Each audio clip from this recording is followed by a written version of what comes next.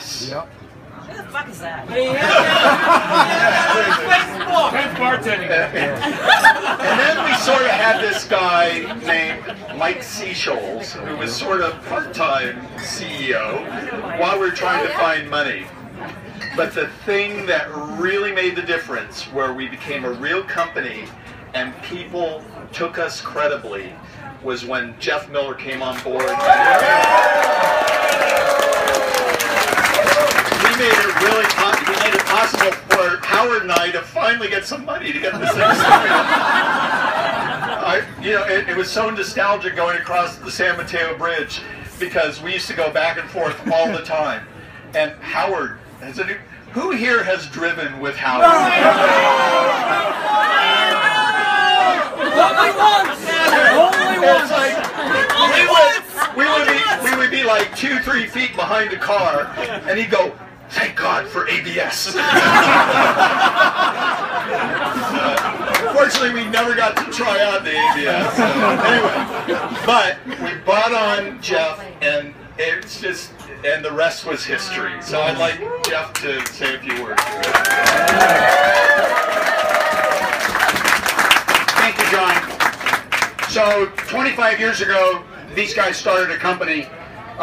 22 years ago, almost to the day, they did what I think now, with a lot more hindsight and having been on the board of a lot of companies, they actually did the toughest thing that 80 founders could ever do, which is they turned their company over to somebody else.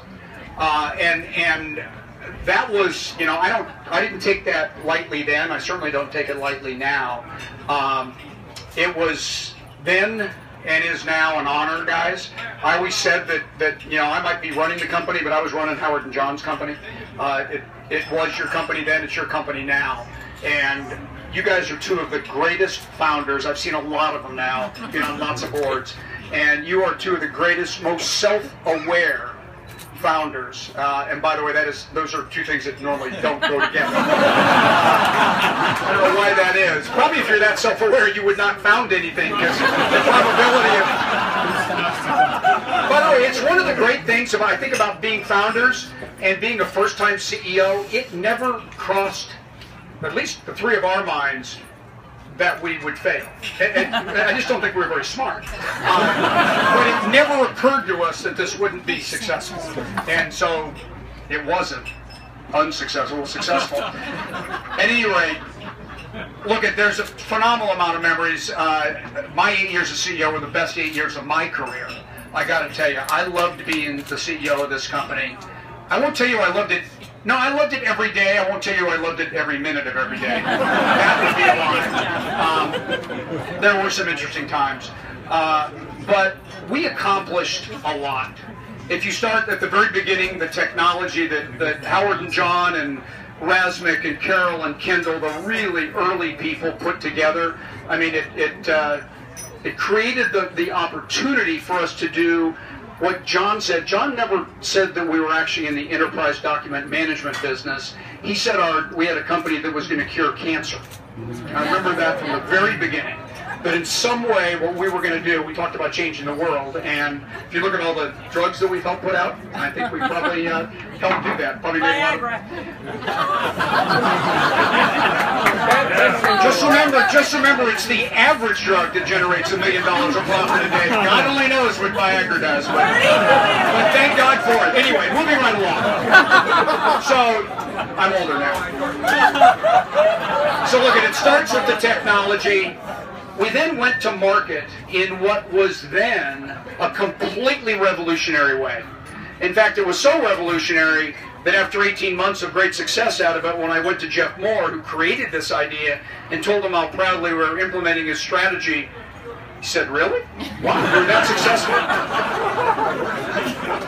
Note to self: if you're an alpha site for somebody else's strategy, figure it out later, because you'll be too scared to do it. And that's kind of what we were.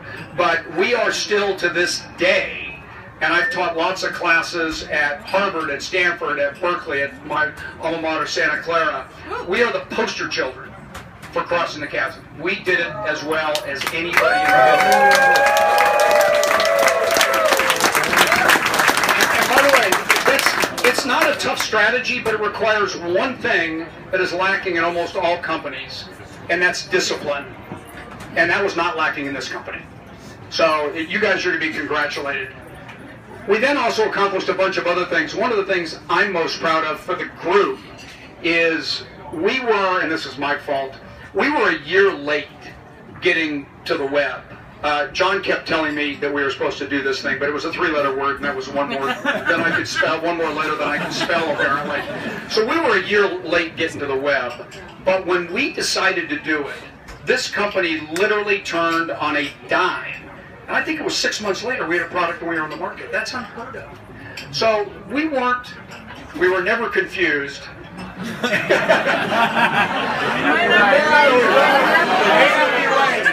But we're never confused. But this is one where we were wrong, but we reacted so quickly, we actually made it right. I was wrong. I was wrong. Oh, I was wrong. You're right. By the way, that's the problem with being the boss. Sometimes you fuck up. And when you do, it affects a whole lot of people. It's true.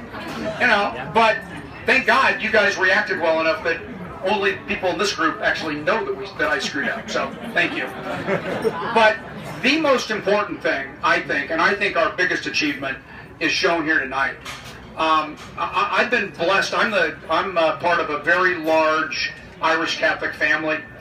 Really scary fact, I'm one of the quiet ones. It's true. But I've been more blessed because I'm part of this family. And I actually think that our greatest achievement, and what I would like to toast tonight, is the Documentum family. Because 25 years later, it's this big and actually bigger around the world. So to all of you,